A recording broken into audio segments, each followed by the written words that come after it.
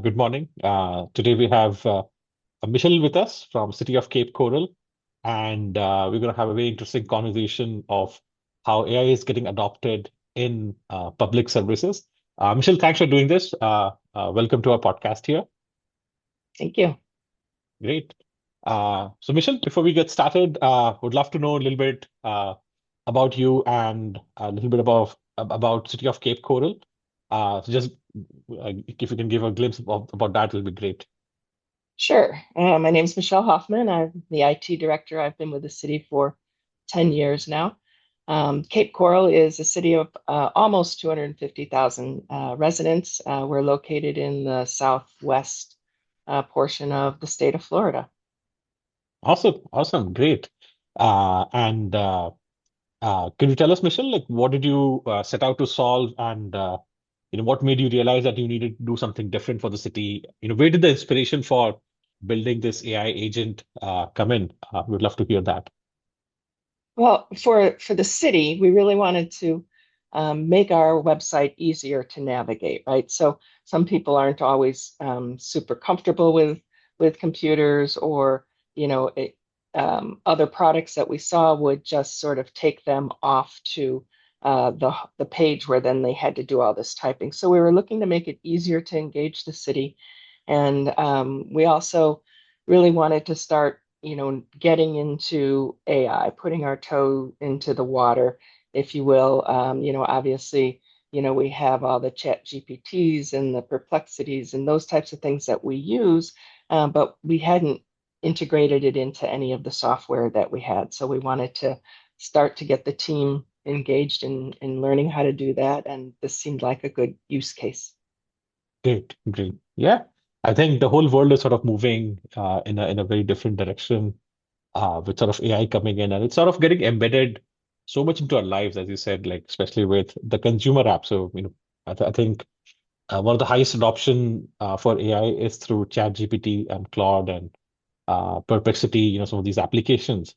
And at the same time, we see this rising demand from consumers to businesses as well. And in this case, especially to the government and the cities of making information more accessible in a way where they can, yeah, sort of access this whenever they want, get more in-depth information, and just sort of interact with it.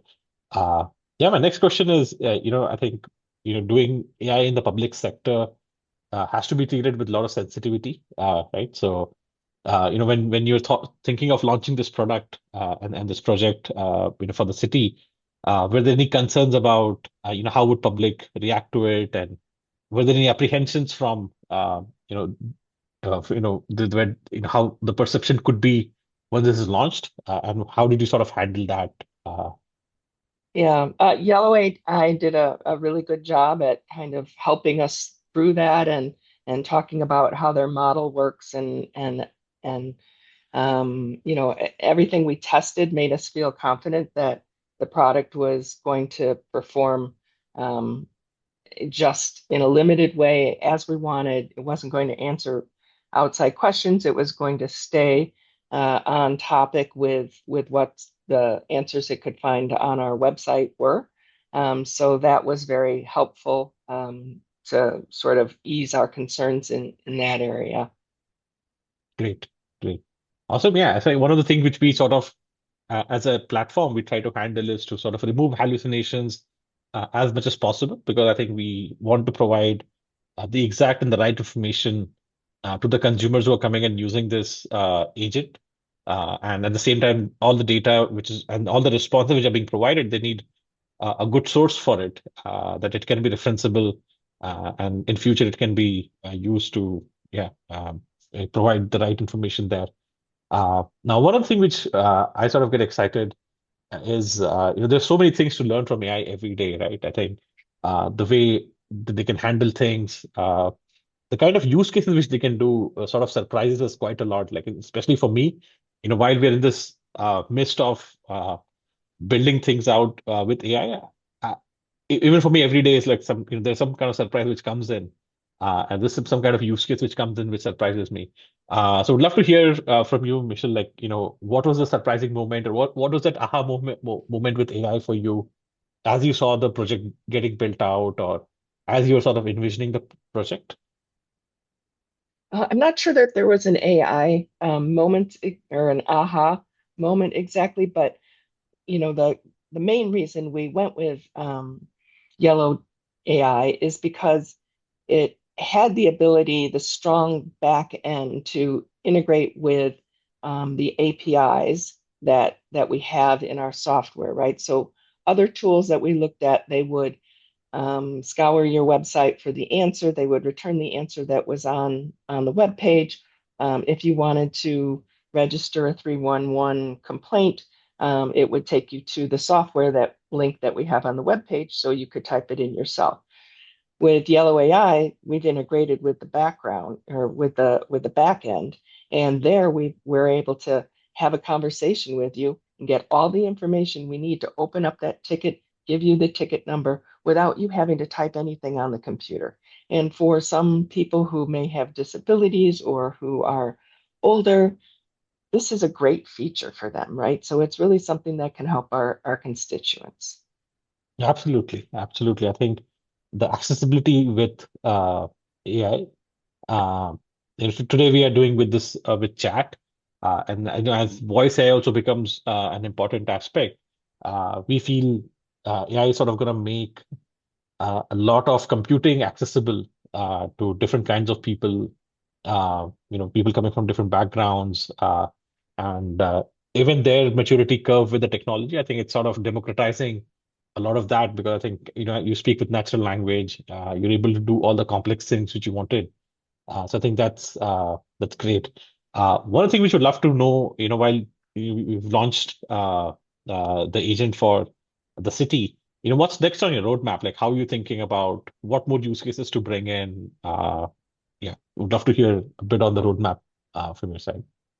So next, we're just on the cusp, probably in the next day or two, of launching the voice 311 interface. And so again, for our constituents, that will mean they can have a conversation off hours, right? So lots of Hmm. times, our folks are only here answering the phone from, whatever it is, 7 in the morning to 4:30 in the afternoon. But a lot of people come home from work, and that's when they find out that that they have a problem, that their trash wasn't picked up, or their a tree fell across their street and they their road is blocked. And so now they have an easy way to pick up the phone, call 311, and it'll go into a voice mode. It'll put the tickets in, the emergency tickets in, to, get them the help they need, even though the city hall is closed at that point in time. So that's our next use case for the voice. And then we have a couple of other places where we're looking to go with both the chat and voice after that, to really try to reduce some of the strain on our system. So one of our use cases is for utility billing. So we want to have both the ability to pay your water bill with a chat online or with voice interaction. So, people who call in don't always have all of the information that they may need. So getting their address from them and their phone number, and being able to find, what their account number is for them, verifying that, and then letting them know their balances, and, being able to pay their bills from their cell phone, in the middle of the night. It will be a great benefit for the constituents as well. Great, great. Both of them are such amazing use cases, especially the voice AI bit, where people can call in and register complaints or suggestions. And we know that it's not just an answer which is going out, but rather their issue is taking into an account. It's getting handled into the backend system. So there's an action which is going to be taken. There's a follow-up which is going to be there. I love it. I mean, I would hope, I think this model sort of gets adopted across different cities, different countries. So it becomes so easy to interact with the public services. I just love that. Uh, for my next question, one of the things we see with AI leaders and especially when folks are trying to sort of adopt AI, We want to hear advice from you, Michelle. I think since you've gone through this journey, what is your advice to, let's say, other public sector organizations, or, people who are trying to figure out whether to move with AI or not? What would you tell them? Like, how do they go over the chasm and then sort of take the jump and, make it happen? Well, I think the way we approached it was, to start small, a small investment, proof of concept. If it fails, it fails, and you take your learnings from that and move forward. But pick a good partner like Yellow AI, and they'll help you through it. Work with you because it's an investment on their part and an investment on our part. So, um, just start small and grow from there. Like we have a lot more planned. We're excited about it. But that would be my advice. Great, great. So the key is to start small and start seeing some success early on, and then keep investing more iteratively on these solutions. That's a great one, Right. Michelle. Then Uh, you bring your government council members along with you because they've seen the success on the website, and along with the city leadership as well, along with you for the journey because little steps show little results, and then it yeah, grows and grows and grows, and people get pretty excited. absolutely, absolutely.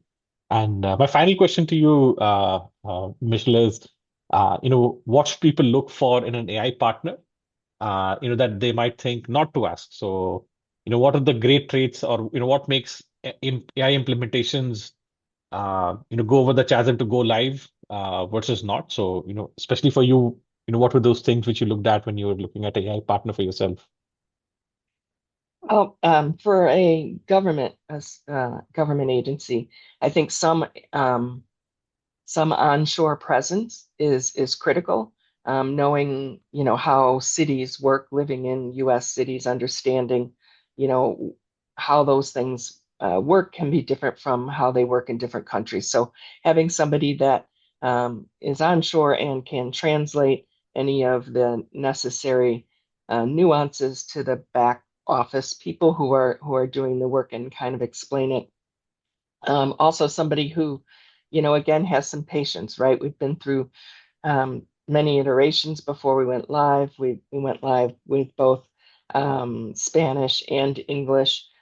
So we've had some lots of testing going on, going through that process, finding little things, changing our minds sometimes on some things we didn't know because it's new to us too. So just, somebody that's willing to grow alongside you, I would say. Awesome. Awesome. Great. That's great piece of advice there to sort of how to find a great AI partner. So with that, Michelle, thanks a lot for joining us today on our show, and then hopefully we can use and a lot of people outside could use the information to sort of adopt AI in their organizations, in their cities, in their governments, and bring a more positive impact uh, all across. So thanks a lot, Michelle, for doing this with us. Thank you, Rashid. Nice to meet you. Bye.